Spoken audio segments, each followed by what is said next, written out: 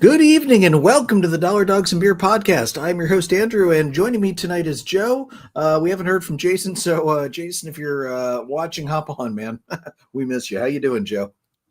Doing okay, man. How are you? Well, let me put it to you this way. It was easier to deal with a long losing streak when I was overseas than it is being back in the States. That's fair. It was, boy, what a cruise, though. We went to the Dominican Republic. We were in St. Thomas. We were in Tortola so St. Thomas is the U.S. Virgin Islands, Tortola, the British Virgin Islands.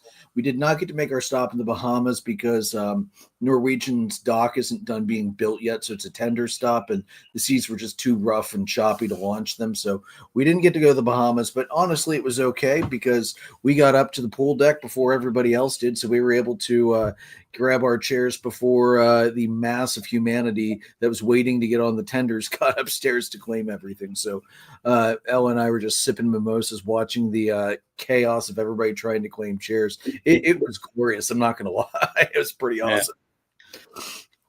That's awesome. Slip your waiter a little bit of money, and he'll make sure that you're the first one he's coming to check on during that chaos. And boy, was he! So honestly, a shout out to Norwegian Cruise Lines. It was such a great experience for all of us.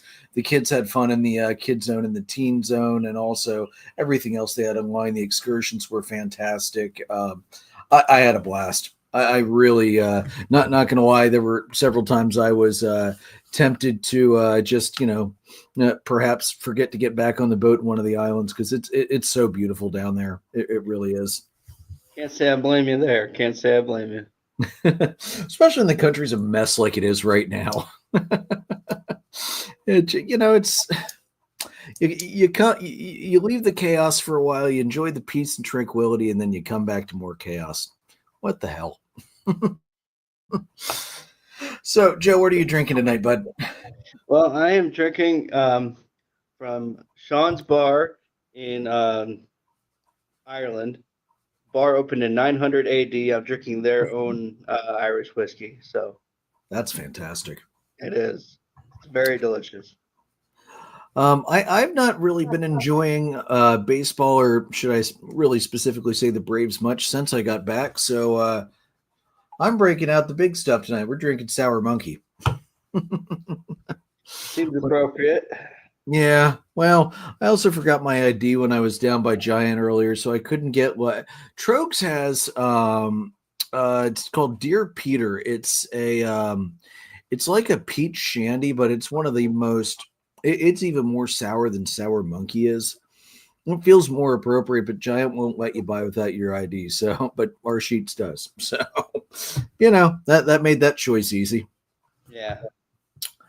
All right, so let's get caught back up on because we missed last week. You and Jason weren't feeling well, and I mean we had gotten in at 1:15 in the morning the day on Monday morning last week, and last week was a busy week for me at work. We picked up a new project, so it was nice to have the extra week off. It was like having a vacation to recover from vacation.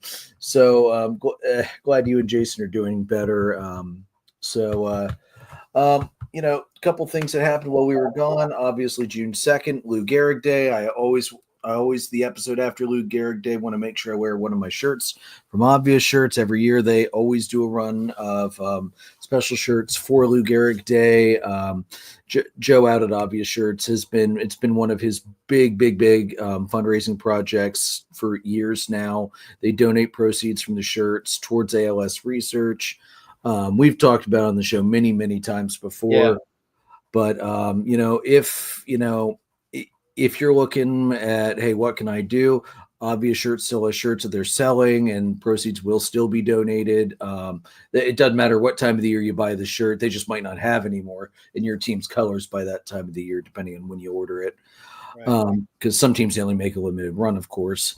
Find out any local charities that do work with patients that have ALS. Contact your local hospitals because they can also give you access to other charities that you might not know about that specialize in ALS care, or if they have a fund that they that they use towards ALS patients to help with their care. That could also be an option as well. ALS is a nasty disease, and it's still at this point there is no cure. There's just medications to try and keep the symptoms at bay as long as possible. So if that's if you're looking at, hey, maybe you have a little extra money, looking for a charitable thing to do for the summer, and you're a baseball fan, any of the ALS organizations would be an excellent choice. Joe, did you want to expound any further on the obvious shirts? The charity that they specifically donate to is Project Main Street, which is a big organization, if you will, for Boog Shambi, the TV play-by-play guy for the Cubs. So, yeah, great organization, great people that work out there. I know last year, 2 years ago on Lou Gehrig Day, when the show actually fell on Lou Gehrig Day, I know you had a really big breakdown about Project Main Street. Great organization. Highly recommend them as another option if you're looking for something to do. Absolutely. Yeah, Lou Gehrig Day. It's always going to be 2 because that was June 2nd. It's the anniversary of when he became the starting first baseman. Now, crazy as it sounds, this was the 100-year anniversary of the start of the streak for Lou Gehrig. That's I'm getting goosebumps just thinking about that. That's been 100 years. That's just wild. Yeah, and you mentioned some of the organizations that do great work. I think MLB always does a good job with this, where they always have the Lou Gehrig patches on everybody for Lou Gehrig Day, and then the teams do their own little things too. Because I know tonight in Philly is their ALS night with the Cubs in town. So it's nice. It's a nice way for all the teams to sort of embrace it. And kind of have their own events on top of what the league does. So yeah, I remember like Atlanta, they wore their patches a day early because they were off for Lou Gehrig Day for travel. So the MLB gives the teams a lot of flexibility and how to handle it. They do that with Jackie Robinson Day too. Some teams will wear the 42 a day early if they're going to be traveling on Jackie Robinson Day. So props to MLB. And they always, we've always pointed out, as much as we gripe about the things that MLB does, they're one-offs, they're one thing a year, singular events. They always do a great job. And this year was absolutely no exception. Great job around all the ballparks, and it's good to see awareness brought to a disease that it doesn't get the research money generally because it really doesn't affect a ton of people. So it's good to see MLB doing good charity to help what's really a very, very horrible disease. If you ever get it, I used to help with the care of patients who had it when I worked in the hospital, and that's always stuck with me. So I'm glad to see, anything that can help drive more research money towards it is a great thing in my book. All right. So let's see, Joe. It's been a rough couple weeks for me personally. So I'm not going to I asked ChatGPT earlier what it thought about MLB from the 18th to the 8th. And I'm like, do you know I'm a Braves fan? Do you need to show every damn walk-off the Braves gave up over the last 2-3 weeks? Because it's been bad. You had an article you wanted to tell me about. Yeah, so there was a post on X today that I saw about AA's off season and just how bad it was this past off season. They failed to replace Joe Jimenez. They failed to replace Minter. They non-tendered Griffin Canning, who is 6-2 with a 2.90 ERA with the Mets. That was me off a lot. They non-tendered Ramon Laureano, who signed a 1-year, $4 million deal with the Orioles, who is at a 1.4 WAR, which is higher than all of the Braves outfield combined. Yep. That won't last long now that Acuna's back, and he's been hitting pretty well since he came back. So, yeah. They signed Profar 3 years, 42, and then suspended 4 games in. That's not something you can always predict, but still, they let Fried walk, who is now 8-1 with the 1.78 ERA. I knew that one was going to come. There was no way Atlanta was going to match the highest contract ever given to a left-handed pitcher. No way. They banked on replacing Fried with Strider, who is 0 for 4 with a 5.68 ERA at this point. I know it's a short sample size, but still. They didn't address the shortstop position still since Dansby has left.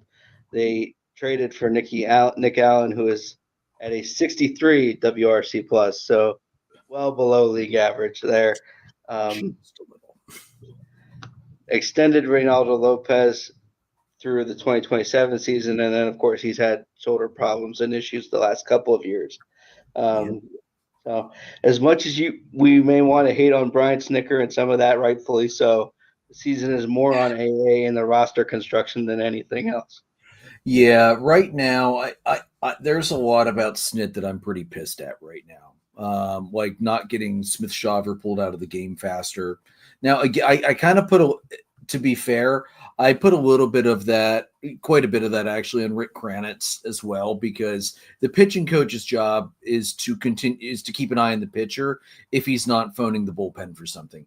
If your pitcher's out there throwing, your job is to be watching your pitcher. Now, the manager should be watching too, but the manager has a lot of other things that he's watching as well.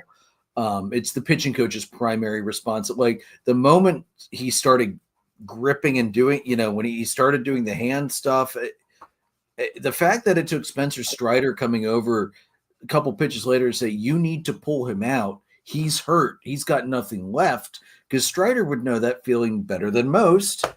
He's had Tommy John already. He knows that feeling. It's frustrating. That's something that I put on the pitching staff or on the coaching staff, because they should absolutely have noticed that. But AA gets hamstringed by Liberty Media every year.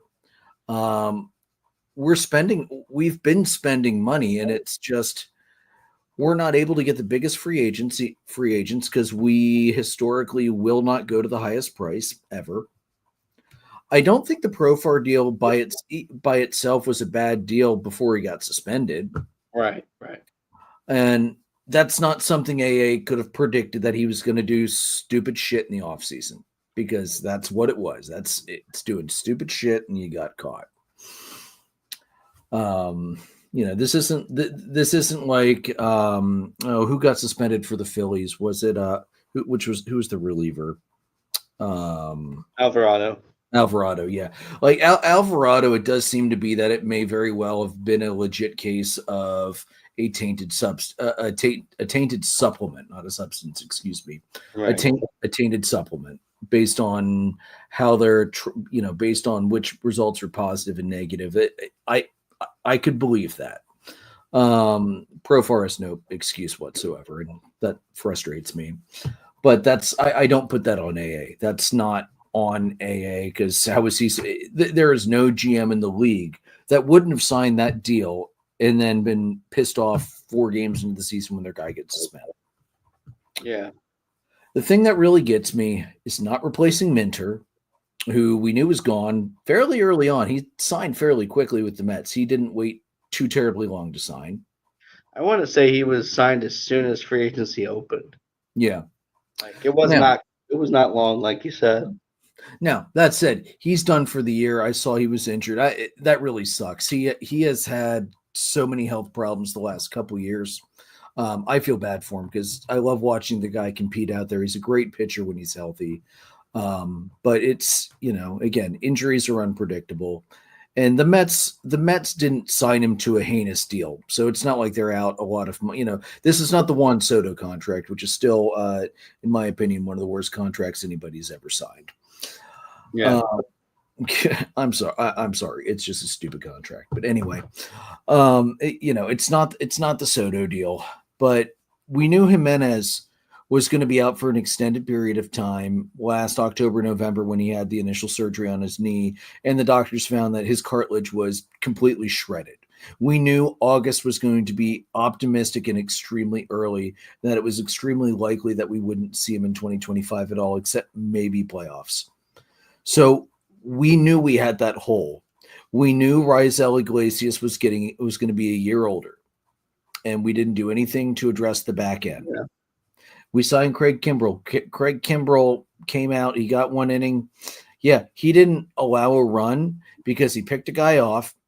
He had a guy caught stealing, His breaking stuff was in the low 90s or lower.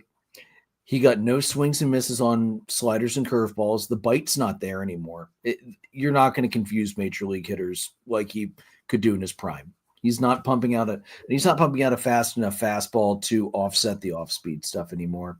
So Kimbrel being DFA'd after a game does not surprise me. I pulled the video up. It was nice to see him pitch. I'm glad he got to go back out and get one more inning as a Brave. Yeah, I mean, to me, I know the numbers. You talked about some of the speed and the movement and stuff like that. More than anything, it feels like the Braves needed someone to eat innings, and that's where the DFA doesn't make any sense to me. Kimbrel can't eat innings. I know, but he can't eat up multiple innings. But I mean, having an outing when you're down 4 runs, having an outing when you're down, 1 run, 2 runs, whatever, to in a game that feels like it's completely out of reach, even if it's not. Those kind of scenarios, to me, at least you have someone to throw. I wonder, too, if maybe it's also a little bit of AA seeing the writing on the wall that this might not be a team that can go deep, and he wants to give Kimbrel a chance to latch on with a contender to have one more shot at a ring. That could be a possibility. To be honest, Joe, based on what I saw in that inning, I'm not sure Kimbrel's going to be getting any more calls for anything that's not minor league at this point. Yeah, I'd say that's fair. I don't necessarily disagree with it. I just think with the Braves, with the struggles they've had pitching wise, that's the part that confused me a little bit. I think what you're going to see Atlanta do at this point, they really don't have a choice. If they're not going to dip into the prospect pool to make trades, they need to start pulling the top prospects up, even if they're going to be bullpen guys for a little while. Mm. We've got a lot of strong depth, pitching wise in the minors that's getting close to being ready. And even if these aren't the top guy, like I don't expect to see Ken Caminiti, for instance. I would be very, very surprised if the Braves bring him up early. But let me see here. Let me pull up the top 30 for us here. I thought I had it up, but I didn't. Cam Caminiti won't be up. But Hurston Waldrep, he's bounced back this year. Even though he looked awful last year, he's looked good in the minors this year. Might be, put him down as a long relief guy. Drew Hackenberg, he's already at AA, but I wouldn't be shocked if, given the amount of depth hits we've taken, if Drew Hackenberg comes up at some point this year. Owen Murphy's still at high A. He's not going to be up. J.R. Ritchie's at AA. Potentially, I could see this is his first full year, completely recovered from Tommy John. He pitched a little last year, so it might be a good idea to put him in the pen and give him some actual innings in the majors. Because let's be real, if we bring a pitcher up, they're going to get used. Oh yeah, there's no choice. Yeah. Garrett Bauman's not coming up yet. He's high A. Jose Perdomo, our best shortstop prospects in rookie ball right now. So unfortunately, as much as we need a shortstop, still that's not going to be addressed. Lucas Braun's in AA, but he could come up this year, next year. Young Carlos Lara, I could see him coming up this year too. He's another one of our right-handed starters in AAA. That's Roldy Munoz. He's up in AAA already. Elon Mayhe's in AA. Ellison Joseph's in AA. Hayden Harris is in AA. And he's an outfielder. We've got pitching. That's the long and the short of it. We've got pitching. We've got good, solid pitching in the minors. And I would not be shocked if we start playing our option game that we often play. Bring them up for a little bit, option them back down, cycle somebody else up. I'm sure most, if not all of those guys are already on the 40-man. So, I don't see any problem with doing something like that. See what you got. You almost have to at this point, because if you can't turn this around, this is gonna get out of hand a lot quicker than it already has. It's out of hand. More significantly out of hand, because I don't remember how many you're back, but it's we're 14 games back and in fourth place behind the flipping Nationals right now. Yeah. We're 9.5 back in the wild card. I mean, we're free falling right now. Yeah. We are absolutely free falling. Our free fall is actually worse than the Phillies free fall right now. So yeah, I think I think it's going to happen. I think you're going to have to see some of these trades. Although, the crazy thing is, despite a 7-game losing streak, we're still overall +3 on the differential because we're losing so many close games because we're not getting the timely hitting. It's too many guys trying to swing for the fences instead of just slap it for a base hit. Chipper Jones is absolutely right in other regards, being tired of watching hitting today. He's tired of seeing strikeouts, and this is not just his criticism of the Braves. This is his criticism of hitting approach league wide. There's too much emphasis on your launch angle, on your velo off the bat, and not enough. People don't feel bad when they strike out, and they really no, they don't. They need to feel bad when they strike out. Too many guys are striking out 2.5 to 3 times more than they walk. That's ridiculous. Failure is a part of life, but don't celebrate it. My goodness. Exactly. Looking specifically at Strider, it's starting to get a little bit better. His worst start was that start against the Nationals when I'd say against Arizona when he gave up 5-5.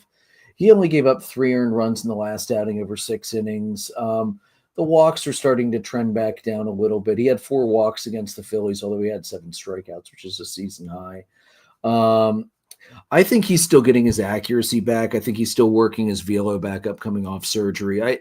I kind of, based on what I'm looking at, I'm thinking Strider's probably going to be more of a toss season, at least for the first half of the year, as he works his way back to being fully recovered. And then next year, I think he's probably going to be back to by and large, the same Spencer Strider we're used to.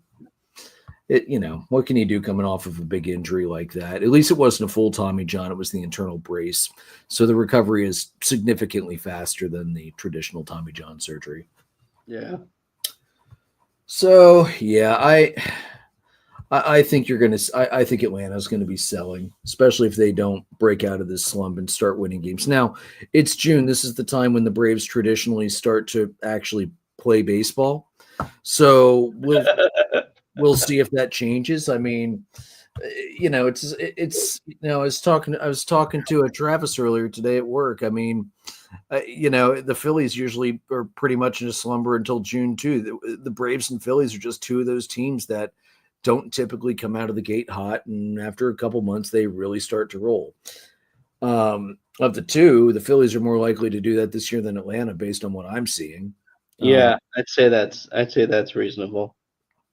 We have a lot of things that didn't get addressed, and some of that was money, and some of that was availability of players, and this, that, and everything else. But until they address the holes at shortstop, get Michael Harris to start hitting before June, because Michael Harris is another one of those guys that really doesn't turn it on until June through September. And it's really frustrating because his glove is too good to pull him from the field, but his bat's been awful in the first half so far. Mm-hmm. Riley is doing everything he can. Ozuna's getting over a hip injury and is slowly starting to get better. It's the guys that need to hit aren't hitting. Acuna's been hitting since he came back, but the other guys, they need to get going. I think Olson's still hitting in the 220s, maybe 230s by now. Let me see here. But Matt Olson's been really slow to get going. Now he's up to 236, which isn't great, but at least he's got 13 homers, so the WAR's a little better. Plus, Olson does provide defensive value at first base. Right. But yeah, I'm frustrated. I'm frustrated by the lack of movement in the offseason. This really needs to be a wake-up call to both Andopoulos and to the ownership group that we need to be able to spend in free agency. We can't just rely on prospects to fill holes. We need to be able to spend on the free agents because we have no depth at shortstop right now. And Nick Allen was the best we can do to replace an incredibly ineffective Orlando Arcia. Like that's what we got. Really? We couldn't have done anything better. Nobody out there was better. There wasn't even a prospect that we could have taken a flyer on that was better. Now, I love everybody that was like, "Oh, look at Arcia. He signed with the Rockies and hit a home run right away. We shouldn't let him. Yeah, we should have let him go." You're ready for this split comparison? Sure. 14 games in Atlanta, 194, 219, 226, 8 strikeouts and a walk.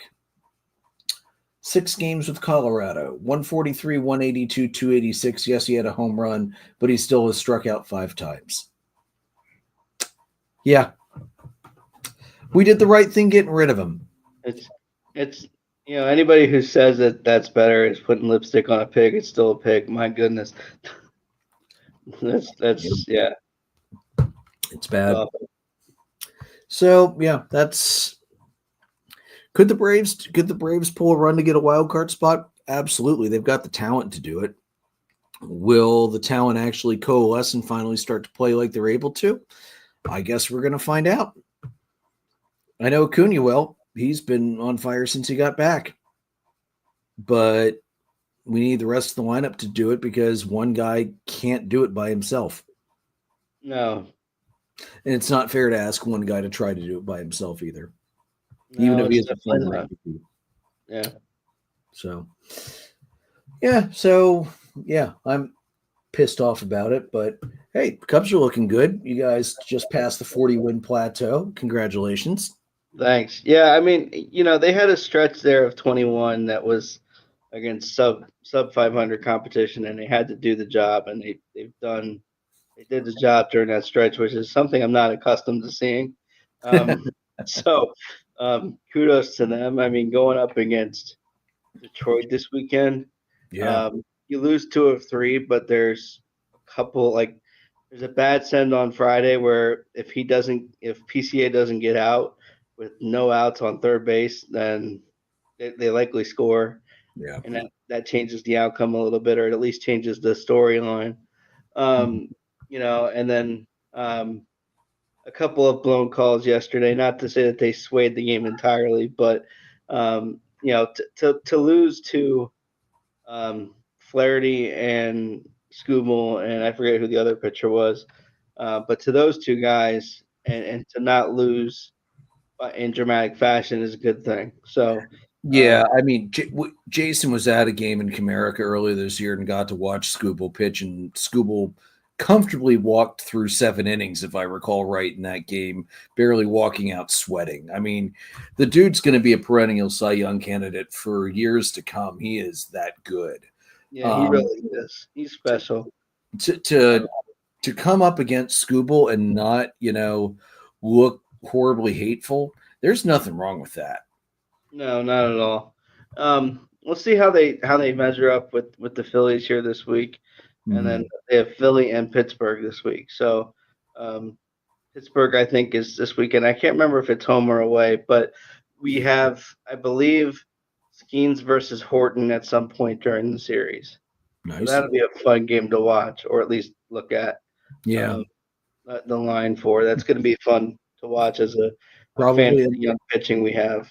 Probably another game where Skeens throws 8 innings and takes the loss because the Pirates have no offense to speak of. I can't say I'd be disappointed with that result, but I mean, as much as I complain about Atlanta's lackluster offense, only scoring 259 runs, the Pirates have scored 208.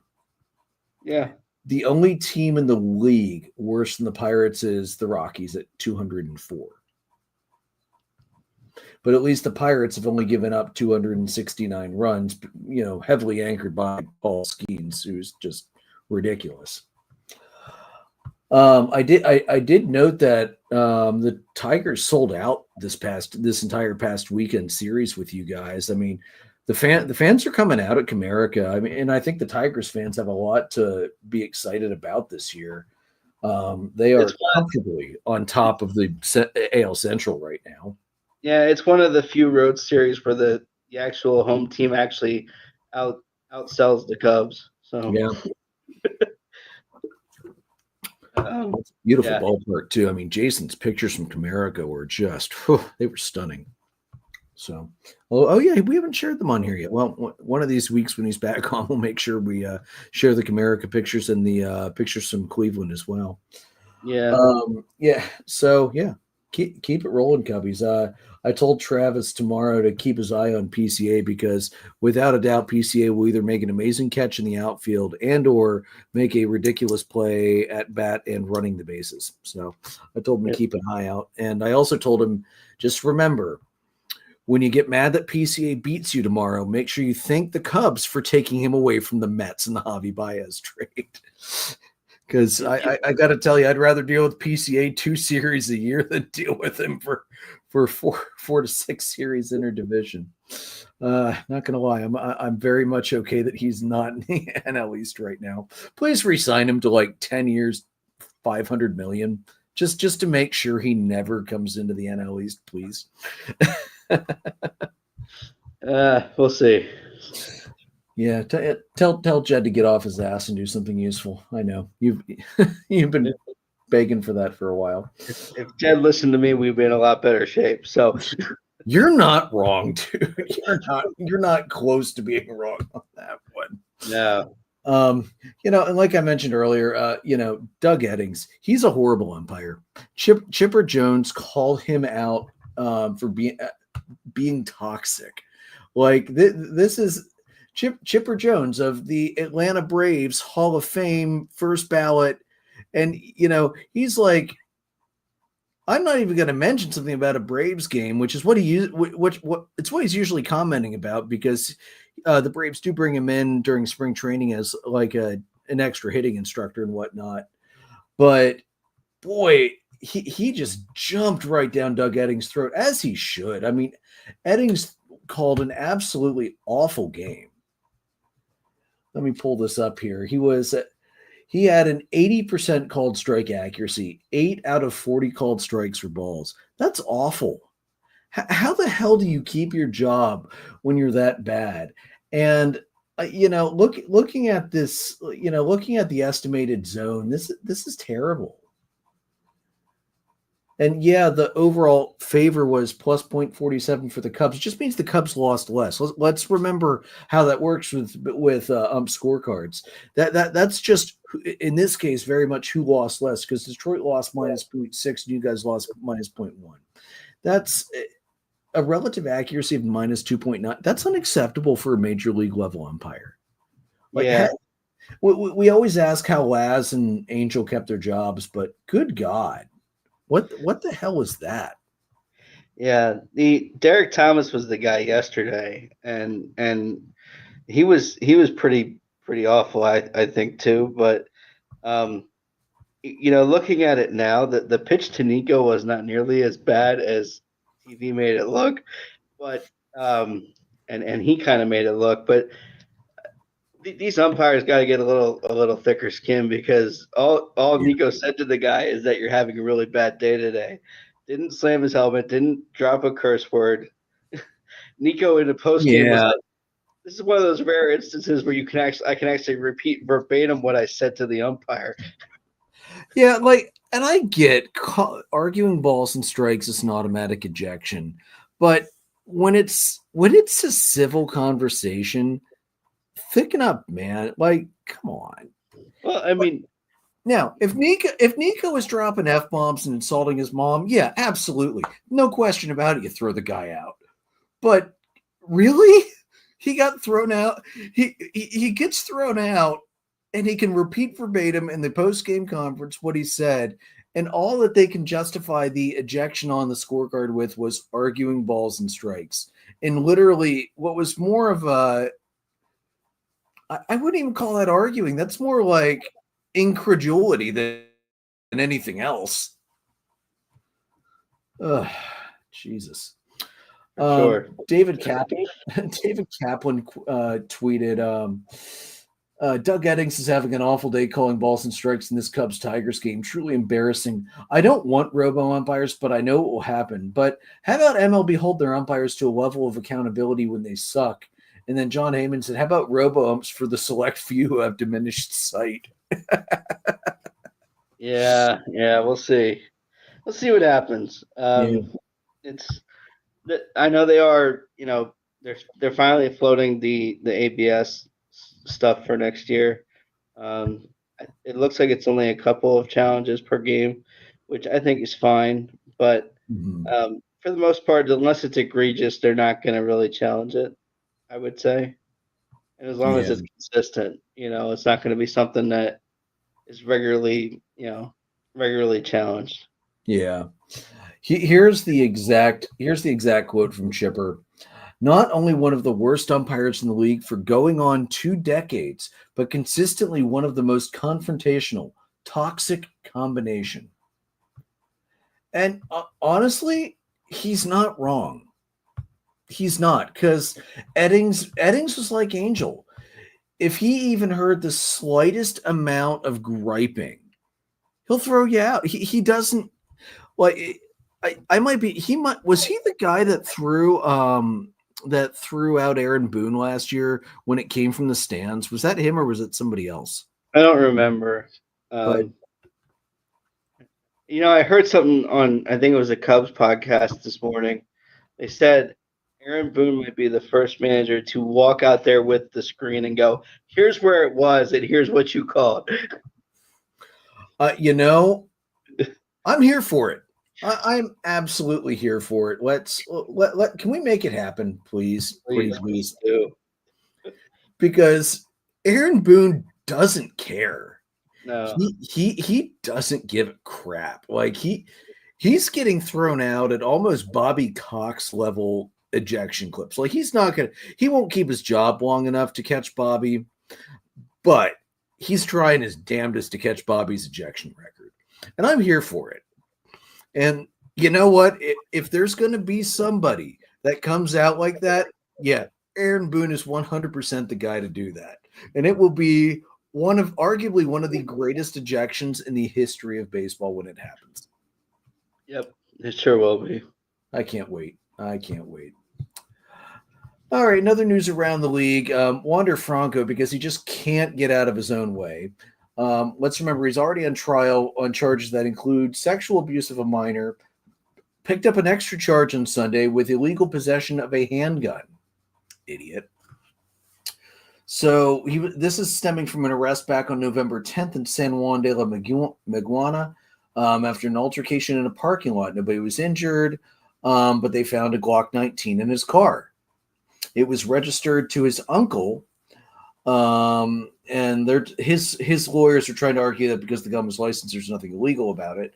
But here's the thing. I don't think he's allowed to carry any firearms right now because of the charges he's already under with his sexual abuse case. Because let's remember, at the time of the alleged relationship, he was 24, she was 14. So I'm quite sure that this is going to be yet another one that will be tacked onto the long list of charges. So he is on supervised release right now.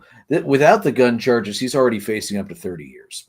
So we're not going to ever see Wander Franco, even if he is found innocent of all charges. MLB is going to hit him with they're going to hit him with a suspension so long that by the time it's done, he'll be too old to be of use of any team. And I wish the Rays a lot of luck in recouping any of that 11-year, $182 million contract he signed back in November of 21. Because, boy, what looked like a great deal at the time has really turned sour on a team that is already reticent to give out big long-term deals. Yeah. Talk about things your GM didn't know when he wrote up that contract. Oh, boy. At least I get Profar back after 80 games. The Rays are never going to see Wander Franco again. There you go. Not to compare the two, but I'm going to compare the two because I need something good going for me. Oh, man. So, Joe, earlier today, I found some absolutely crazy, wild pitching stats. Just random wild stuff that they sound fake, but these are true stats. You have Orioles reliever Tippy Martinez. He once picked off all 3 base runners in the same inning, all in the 10th inning in an extra innings game. Damn.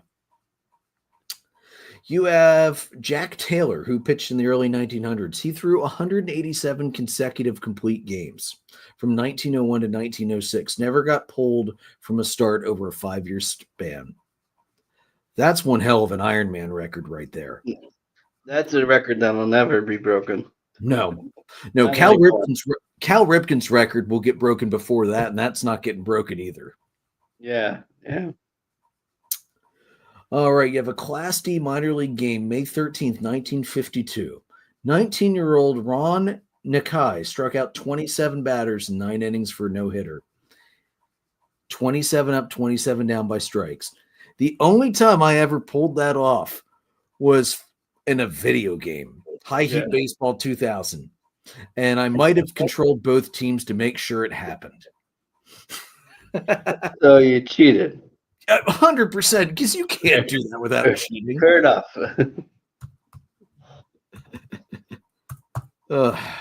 Yeah, good luck doing that without cheating. Greg Maddux, and you could do a whole section of these on the crazy stuff Greg Maddux has pulled in his career, but how about this one? 2 different seasons. Maddux had a higher batting average than he allowed to batters. 1994, he hit 222 and 63 at bats while allowing a 207 batting average against in 202 innings. 1998, he hit 240 over 75 at bats while allowing 220 against in 251 innings. There's so many things you could say about Maddux too. You know, the Maddux complete game that he himself invented. You know, but that's insane. The running joke that you hired him to paint the house and he only painted the corners. Exactly. Here's one, a 3-homer game by a pitcher.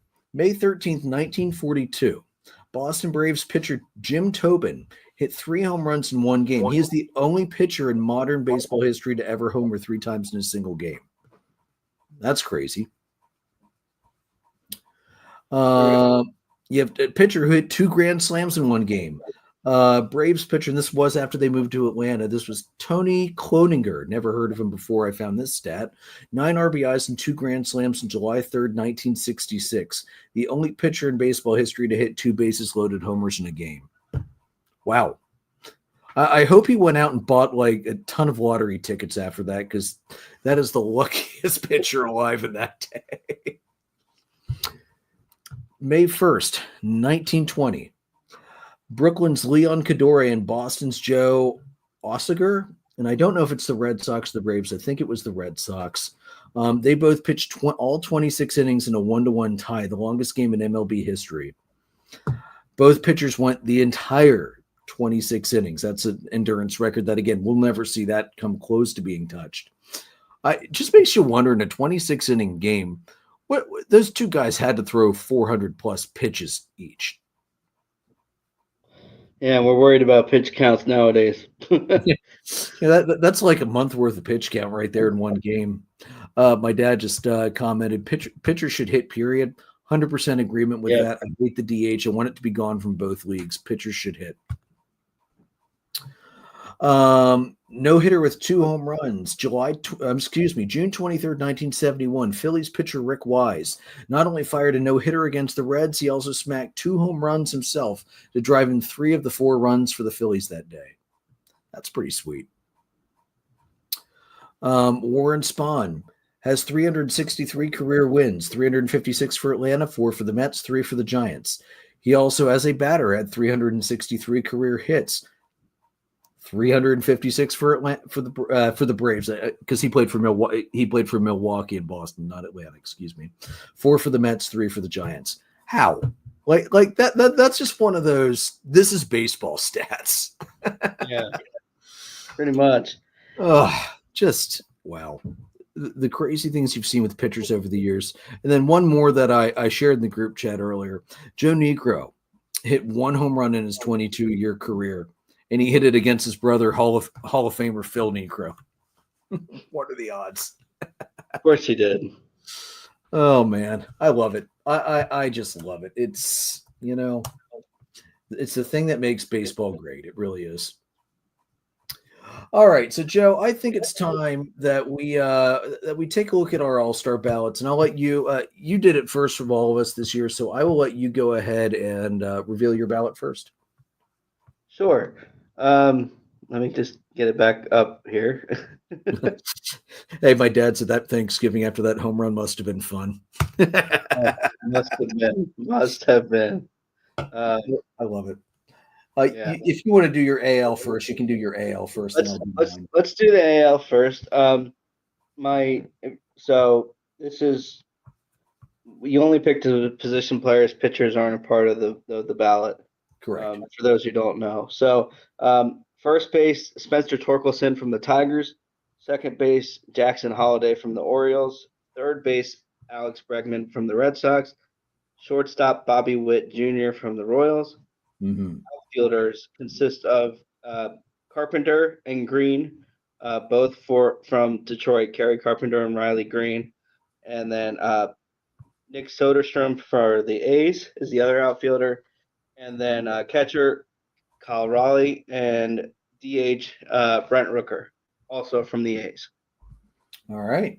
Well, getting away from Aaron Judge, are you? Nothing wrong with that. Not hard to do that, trust me.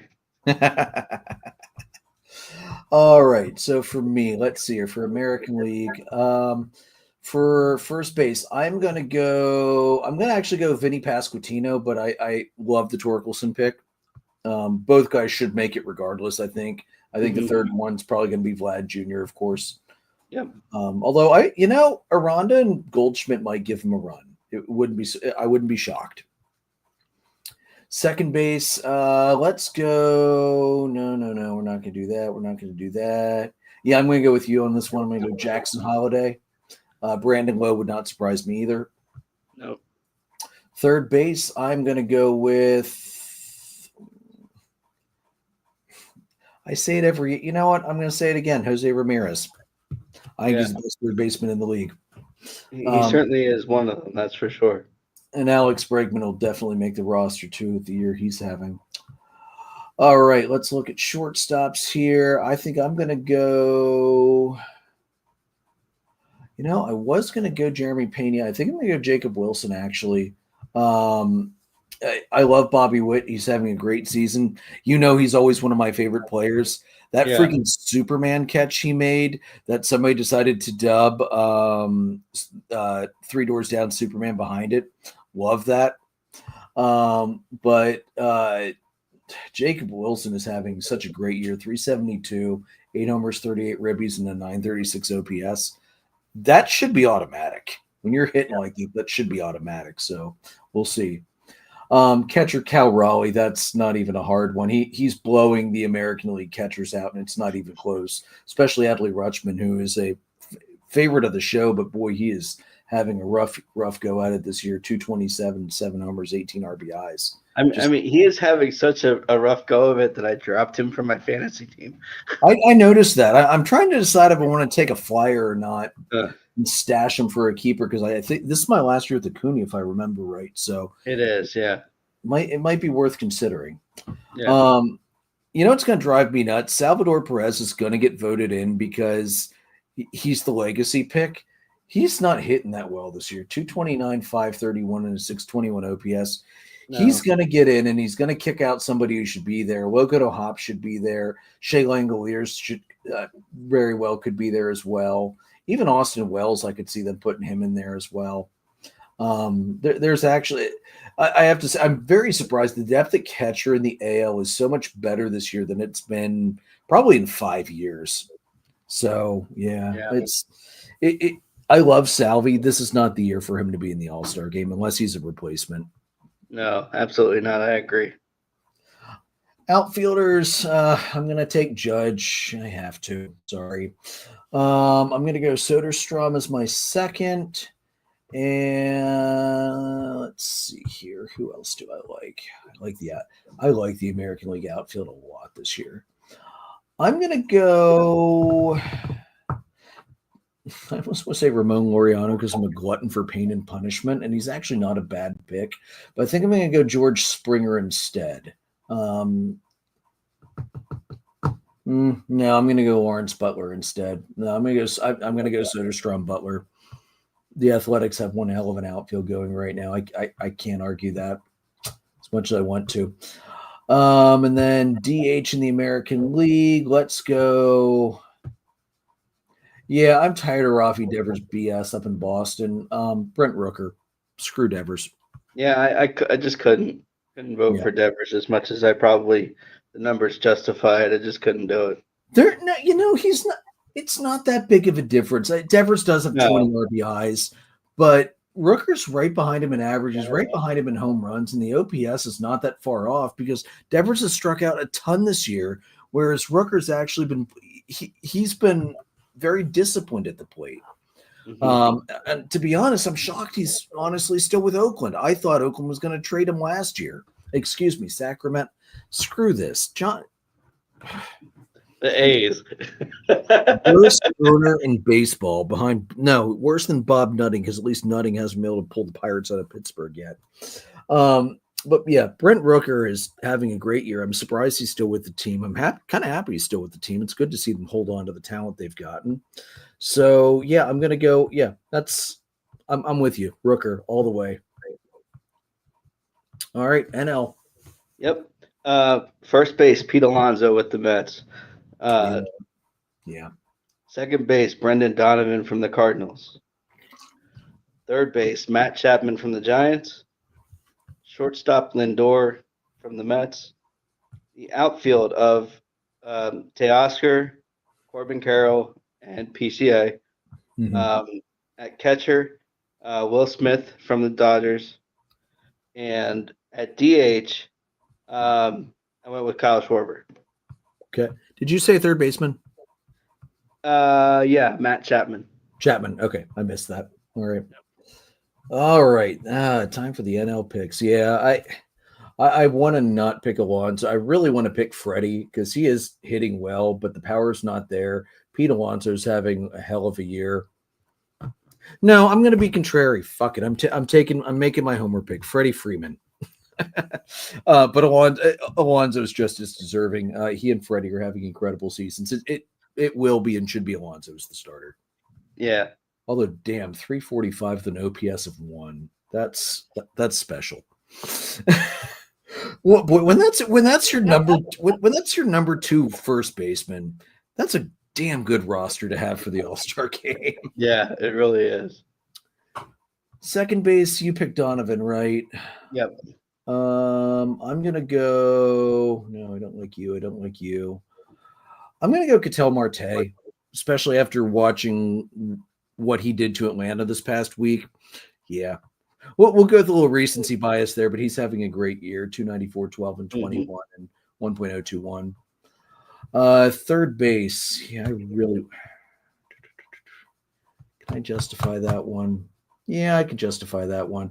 Atlanta's going to get a couple homer picks because the All-Star game's in Atlanta. I'm going to use mine here and take Austin Riley. Really the only somewhat consistent bat they've had throughout the first half of the season so far. I hate that it's going to be Manny Machado. I can't stand Manny Machado. I'd be okay with Eugenio Suarez too. Manny Machado is the biggest, whiniest little bitch in the game. And he has been since he was with the Orioles, and it's followed him everywhere. I cannot stand Manny Machado. And I hate the fact that he's talented. It really pisses me off. All right, shortstops. I'd like to go Trey Turner, but honestly, Francisco Lindor is having another potential MVP season.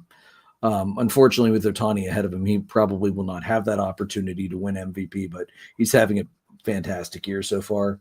My second pick would be Elly De La Cruz.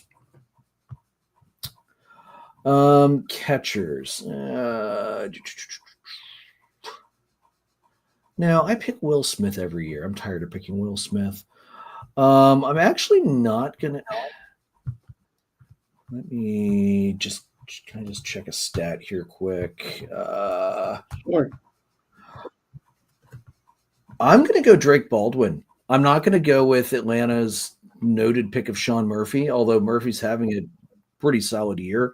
I'm going to go Drake Baldwin, the rookie, 296, 718, and an 839 OPS. And he's showing really, really strong defense for a rookie and is handling the pitching staff very well. Chris Sale, in particular, has been notable in his praise of Drake Baldwin so far. So I'm going to go Drake Baldwin for my catcher. All right, outfield. Let's take a look here. I want to say Acuna, but Acuna's been hurt all year. That's that. Even for me, the big Braves homer, I have a hard time justifying picking Acuna. Although I wouldn't be surprised if he gets a write-in selection with it being in Atlanta. I'm going to go Corbin Carroll. I'm going to go PCA, and I'm going to go. Do I do that one? Carroll, PCA, and I'm going to go. Yeah, I'd like to say Austin Hayes, but I can't beat Kyle Tucker's numbers. I'll throw Kyle Tucker in there as well. Kyle Tucker, Wheeler got his 1,000th strikeout as a fill tonight against Kyle Tucker. Figures. Congratulations to Wheeler, though. Great accomplishment. Hell of a pitcher. Absolutely. I really don't want to say Ohtani. It's going to be Ohtani. But let's go away from the super popular guys that always get all of the accolades. I'm looking at you, Aaron Judge. Let's go. It's in Atlanta. I'll make another homer pick. I'll pick Ozuna, but I hate to say it's probably going to be Ohtani, Herrera, and Schwarber if they take 3 DHs. I wouldn't be surprised if Saya makes it. I just felt that Schwarber was having a more consistent year. Well, and this is the time when Schwarber starts to get hot too. June Kyle Schwarber is one of the scariest hitters in the league to deal with every year. So, all right, so that's our picks. We'll get Jason's as soon as he shares them with us, or next time he's on. We'll get Jason's picks for his All-Star team. Let's just. What are you thinking for some of the pitchers? I know we obviously don't have picks. But I'm looking. Let's look first in the American League. I think Scooble's going to go. I think Crochet's going to go. Carlos Rodon should go. Yep. I'd be shocked if those 3 weren't in there. And again, the way the managers are allowed to mix and match, it's hard to predict exactly what they're going to take. Starters versus relievers. I wouldn't be surprised if Bubic and Eovaldi and Max Fried will almost certainly go as well. I think that's probably a safe bet for starters for the American League, and then closers, probably Estevez out of Kansas City, Munoz out of Seattle, and Hader will probably be the 3 bullpen guys, I would think. Yeah, I think that's probably fair. Barring injury, maybe even Mason Miller or Kenley Jansen. Yeah, I would think Miller before Jansen. Yeah. Yeah, that's probably safe to say for the American League. I think you could certainly see with regards to certainly Hunter Brown, possibly even those are the ones that really stick out. Hunter Brown on top of the ones that you've already mentioned. Flaherty maybe. I definitely could see there's a lot of options there, to be sure, with the American League. I think with the National League, if I would say probably. Let's see. Wheeler's going to be one of them. Wheeler. I think Robbie Ray is probably a likely candidate. Sonny Gray too. Sonny Gray possibly as well. I think those are a few off the top. Griffin Canning, because again, I'm a glutton for pain and punishment. We all know Skeens is going to get on there too, even though he doesn't deserve it. Yeah. So here's the thing. Skeens is kind of where we're at with Jacob deGrom when he was with the Mets and got the Cy Young with the sub 500 record. Skeens' record is 4-6, but he's got a 1.88 ERA. He's thrown, I think, the only complete game of anybody in the National League this year. He's got 92 strikeouts only in 91 innings. I'll grant you that. But a 173 average against and a .84 whip. The caveat on the complete game is it was 8 innings and not 9. That's fair. That's fair. But they would have thrown him back out there if they could had a chance at 9. Come on. Oh yeah, they would have anybody else who can pitch in Pittsburgh. You know that. I think Sale's going to get put on. He's number 2 in the NL right now in strikeouts at 107, 3-4, but the ERA is down at 282. The rough start, he's pretty much left the rough start in the dust. I would also Yamamoto, I think, could be a possibility as well. 220 ERA, whip of 1. Dylan Cease, thankfully not, despite the strikeouts. I don't like Dylan Cease. Sorry. He's a second half only pitcher. Always has been. Looking at the closing side, Suarez, without a doubt, out of San Diego. Finnegan's going to go. Emilio Pagan, most likely, and probably Edwin Diaz or Ryan Helsley as well, I would think, if they just take 3 relievers. So, can you think of any other closers or setup men they might throw in there? Because I know sometimes they actually give this. Sometimes you do see the managers take a setup man to, give them the props they've rightfully earned. You're muted.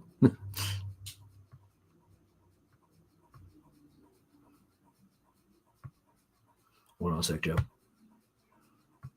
Sorry, muted myself. I think another reliever on the American League side is probably Pete Fairbanks with Tampa Bay. He's been electric most of the year from a relieving standpoint. Mm-hmm.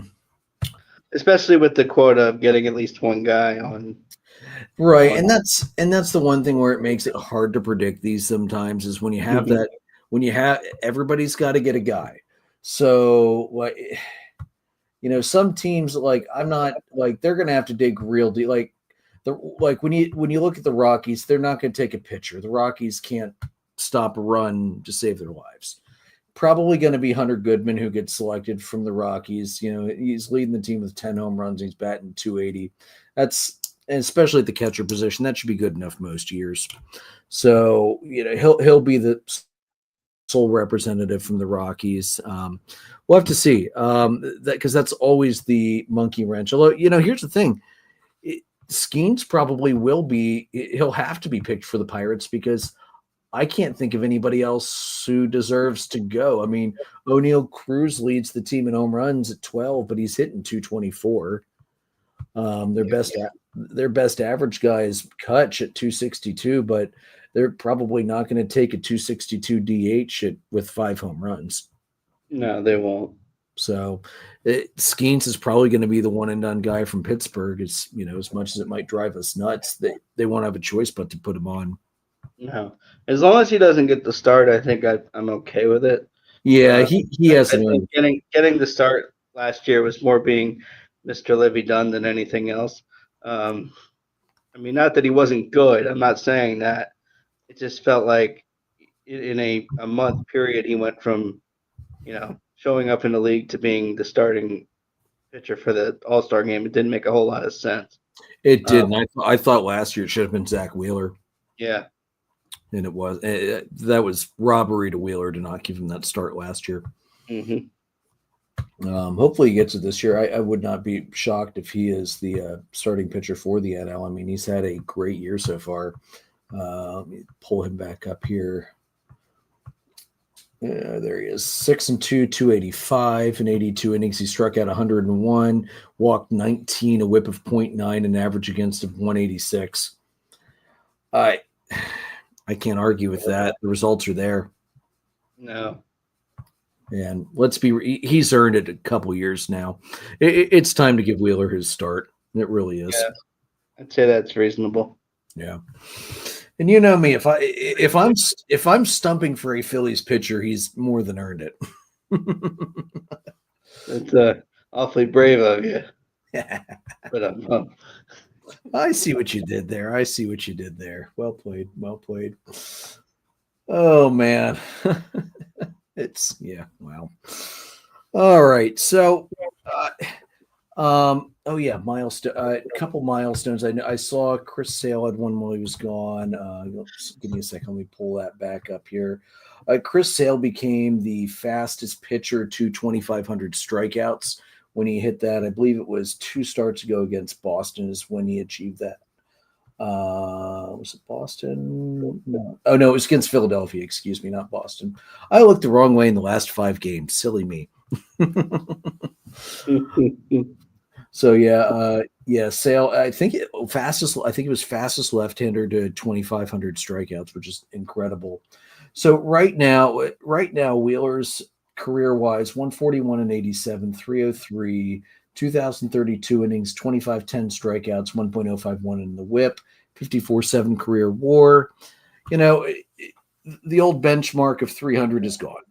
We're not going to see another 300 win pitcher. No, we're not. Sale is. I think Sale is going to be pushing it to get to 200 because of all the injuries he's dealt with in his career. Absolutely, yeah. Has he done enough that you think he's going to make it? He's not going to be first ballot. I don't think there is a chance that he only has one Cy Young. He does have the triple crown. He has one World Series title. He's got a Gold Glove, an ERA title, and 8 All-Stars under his belt. Do you think he's going to make it at some point, though? Just genuine curiosity. He's a strikeout guy. He's not ever going to have that high win total. Yeah, I mean, it's certainly a possibility. I think you kind of alluded to it. The metrics are changing a bit when it comes to pitching. Mm-hmm. I mean, certainly without if he had the sustained success without all of the injury shortened seasons, I think it's a no brainer. At some point, for sure, at some point. To me, I would say this is going to be depending on the classes around him, the players around him, when it's time for that. I would see him mid to late, years of eligibility when it comes to that. Yeah, he's going to have to stay on long enough, and that will be difficult because, as we've seen, voters are quick to kick you off the ballot if they don't think you deserve to be on that ballot. And that's why we've seen such a hard time for relievers. They need to get through the first couple of years for voters to finally take a good long look at what they have done to see if they think they justify that, which it honestly drives me up a wall a little bit. The relievers should have been getting a lot more love before now. Yeah, I mean, I think part of the thing that drives me nuts is that you have these ivory tower guys who think they know the game better than anybody, and it's just ridiculous. Yeah. Now, in the case of Tim Kirkjian, yes, he knows the game better than anybody, but that's only one guy. There's a few. Yeah. who fall into a club of knowing the game better than anybody, seeing more great talent than anybody. But there's a lot today who have a voting card who probably shouldn't. Yeah, agreed. And so I think it's really hard to pick what these guys are going to do. I mean, I think a lot of guys have what I'll call Hall of Fame moments, and a lot of them don't sustain it. But in the world in which we live, where there's a lot of focus on the moment, there's a lot of guys who we think could be Hall of Famers because of, 2 or 3 moments in their career as opposed to the entire body of work. Yeah, agreed. Some other milestones. Red Sox just brought Ramon Anthony up. He's the top prospect in baseball right now. On June, just 2 days ago, while he was still at AAA, he crushed a 497-foot grand slam. I watched the video. Holy crap! Like, there's times the ball is gone the moment it touches the bat. That was definitely one of them. That's the longest home run across the majors and the minors this year. Not surprisingly, 497. Damn, it's going to take the home run derby to beat that probably. And even then, that's never a guaranteed. Let's see here. PCA became on June 3rd. He joined the 15 homer, 20 stolen bases club in only 60 games. Fourth fastest player to do that. That's insane, dude. I love watching that guy. And I love the fact you scalped the Mets for him too. The kid is special. Let's be transparent about that. Everyone who's ever created a player in a video game with 99 speed, this is the only guy who actually has deserves that rating.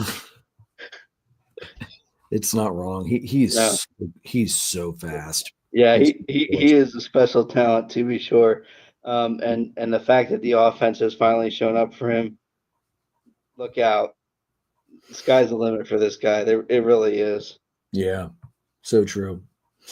Yeah, any other milestones over the last couple weeks? I think we've been touching on them. I know Harper had 1,000 RBIs. We mentioned that last time. Devers had his first walk-off home run. Were we missing any others that you can think of? Well, I guess you could call this tongue-in-cheek a little bit, but the Rockies won a series finally. Oh, yeah. You know what? That absolutely deserves a mention. For the first time in 22 series dating back to the end of last season, the Rockies won a series. They did it against the Marlins of all teams, but to finally get over the hump and win 2 out of 3 as a club this season, that's a great milestone. I also think the announcement about the Athletes Unlimited Softball League, that's a huge milestone for growing the sport a little bit, growing both sports significantly, softball and baseball, with the attention that's going to drive. I haven't watched any of it yet, but it's one of those things where I think, any chance you get to grow the sports on a diamond, the better the world is for it. So, it's I'm sure it's going to be fun to see happen. What was really weird about that whole announcement is it was announced and they had their first games, and it's like nobody knew this was happening until the day before they started playing. So I feel like they botched the rollout significantly with this, but I'm sure I'll at some point tune into some games and enjoy watching it.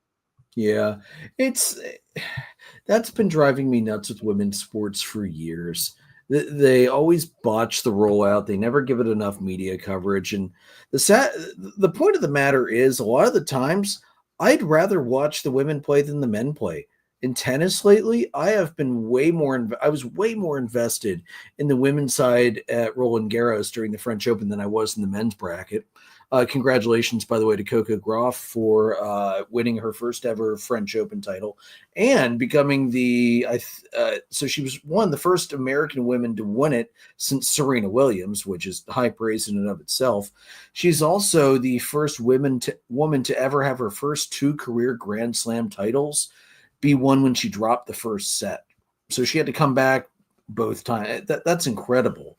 And especially in the women's game, when they only play best of 3, when you drop that first set and have to rally back to win the next 2 straight, that's hard. All the props to her. Very hard. Congratulations to her. Yeah. All right, for Down on the Farm this week, since Jason's not with us, I'm going to do it again because why not? I actually do enjoy doing Down on the Farm. It is fun. So our top hitter this week is going to be Will Robertson. He plays for the AAA Buffalo Bison. The Buffalo Bison are the AAA affiliate of the Toronto Blue Jays. In 6 games last week, he had 22 at-bats. He hit .364, .464, 1.136. Not bad. 8 runs, 8 hits, 2 doubles, 5 homers, 8 RBIs, walked 5, struck out 5. Pretty solid week. Yeah.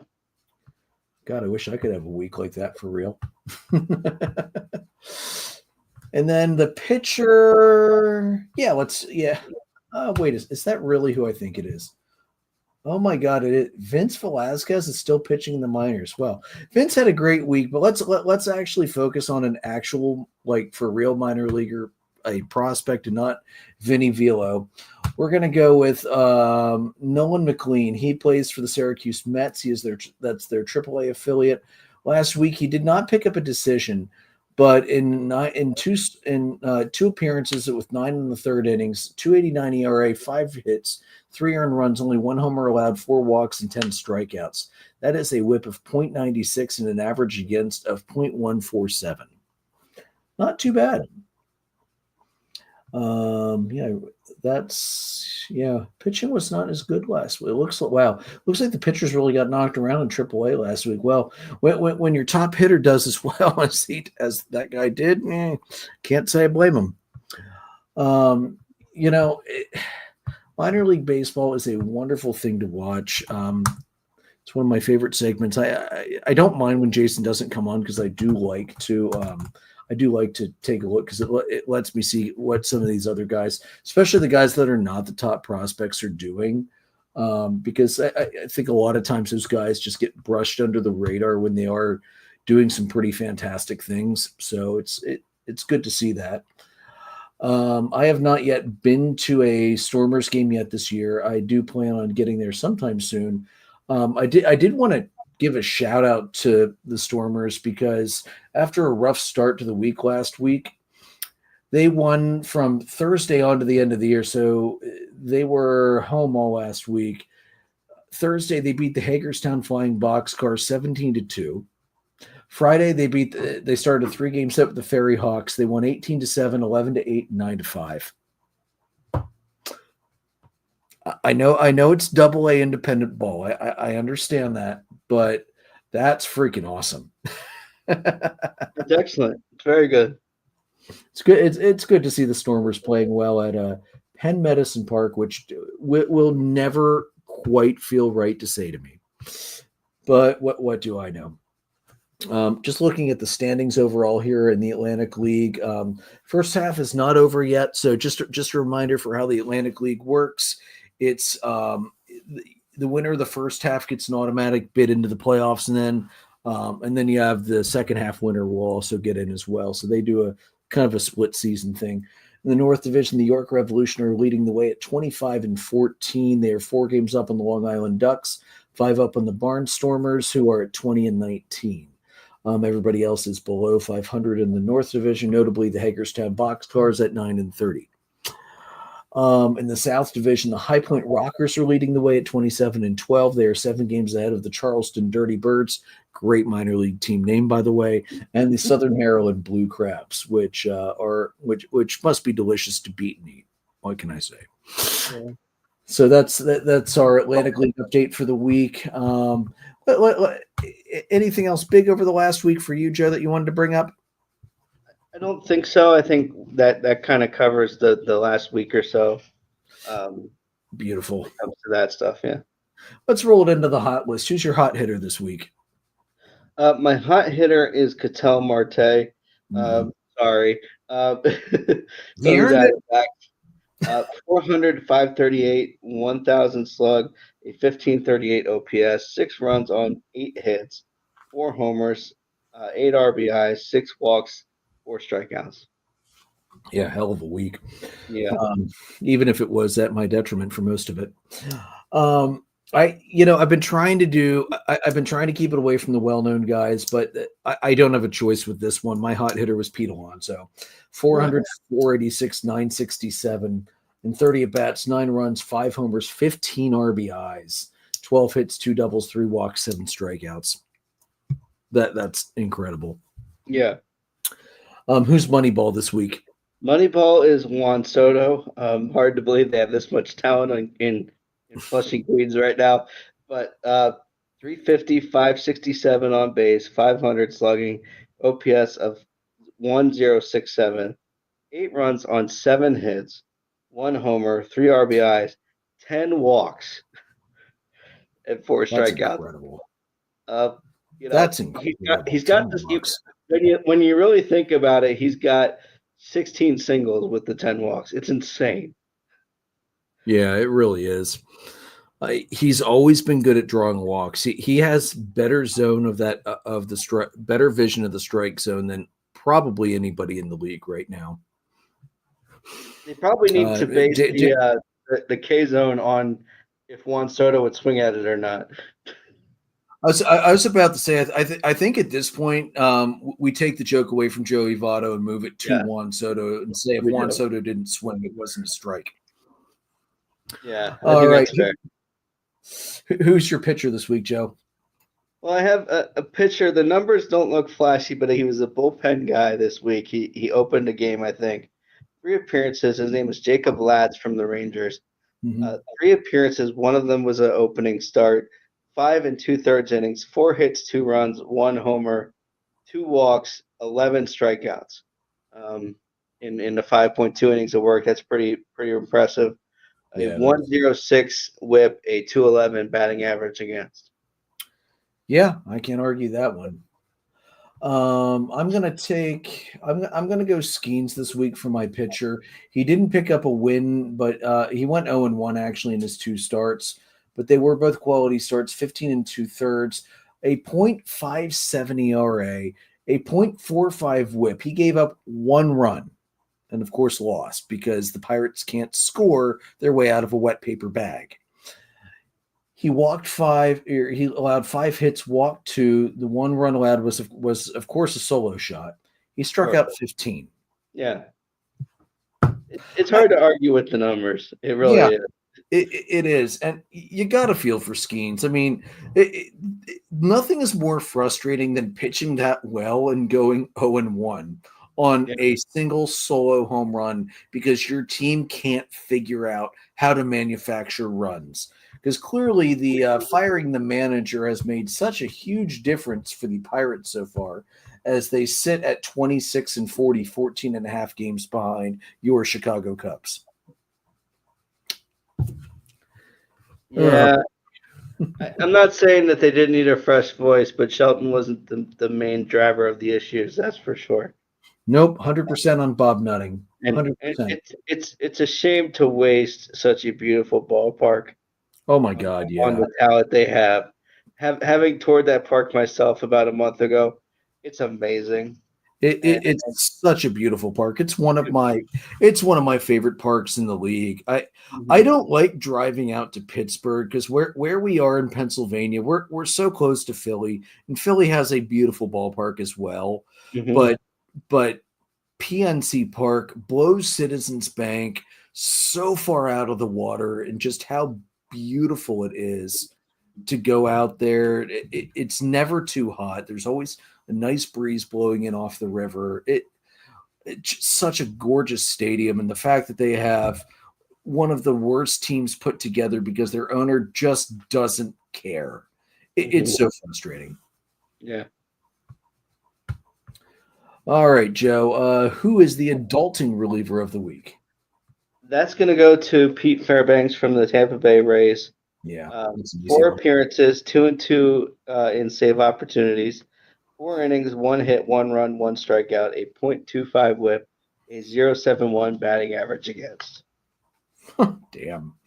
Yeah, I'm gonna sign myself up for not wanting to face that guy. Yeah, seriously.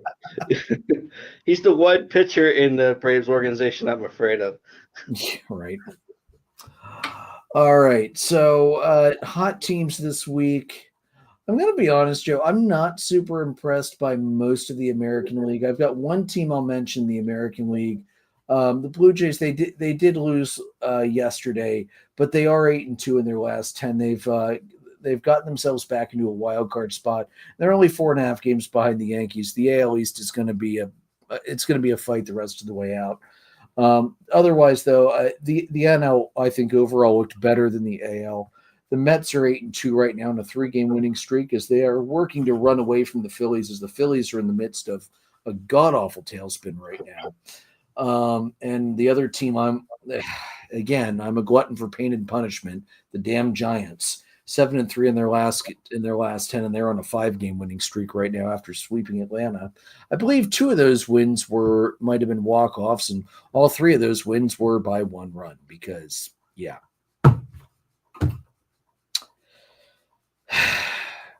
Anybody to add, Joe? No, I mean, I think you covered it. It's been underwhelming, but there's been a lot of momentum in a lot of good ways with some of the teams, but it's mostly the NL that has been the driving force of that, to be sure. Yeah, the AL just doesn't have it right now. I don't know why that is, but it's just the way the pendulum swung right now. Yeah. All right, looking at the week ahead, if my if my screen would move a little faster, that'd be great.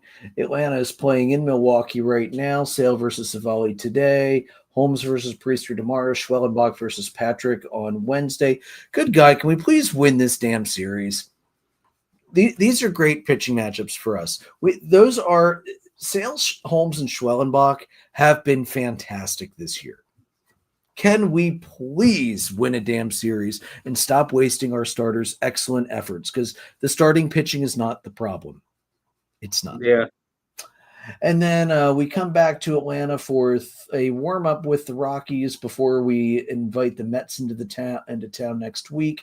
Be Elder Marquez, Strider Dollander, and Sale Palmquist on Sunday. God, I feel like we should win both these series this week, but the way we're playing, you know what? I'm just not going to. We'll take we should take 2 out of 3 from the Rockies. We did that earlier this year. The Rockies are absolutely awful. They can't prevent runs, and they can't score runs very well away from Coors Field. So we should, knock on wood, take that one. God, that's painful to think about. All right, looking ahead. Let's look at Baltimore, keeping it local for a minute here. Baltimore this week, they're off tonight. They start a 3-gamer at home with Detroit. Povich versus Gibson Long, Eflin versus Mize, Kremer versus Skubal. Sorry, Orioles fans. I'm seeing maybe 1 out of 3 there. Maybe Eflin beats Mize if they're lucky. And then they invite the Angels in town for the weekend. Morton versus Kokonowitz, Sugano versus Anderson, Povich versus Kikuchi. You know, that's bad when you have to demote Charlie Morton to the bullpen and then have things go so badly you bring him from the bullpen back to the starting rotation. I feel for Big Jim and our other friends that are Orioles fans just with how this year has gone, man. It's talk about absolutely nothing going right. That's the Orioles to a T this year. Yeah, absolutely. Cubbies right now tied in the bottom of the 11th, 3-3 with the Phillies. That series opened today, Boyd versus Wheeler. I mean, the fact that you got to the 11th and didn't give Wheeler a win, that's honestly kind of a win right there. Yeah, it's in the bottom of the 11th. The bases are loaded. And Morse is at the plate. Well, you'll take 2 out of 3 because tomorrow it's Rea versus Abel and Brown versus Luzardo.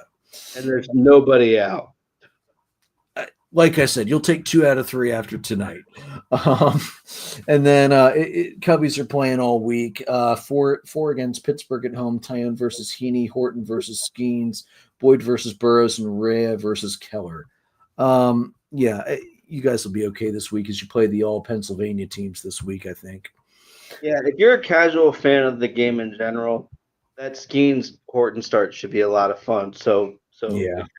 Just a casual fan of the sport, not maybe a Pirate or a Cub fan, check out that game. That should be fun.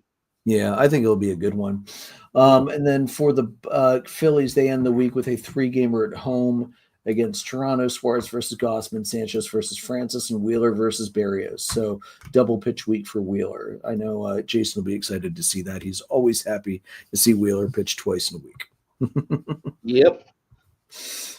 All right. Anything else you were looking forward to this week? I feel like that pretty well sums it up for the week.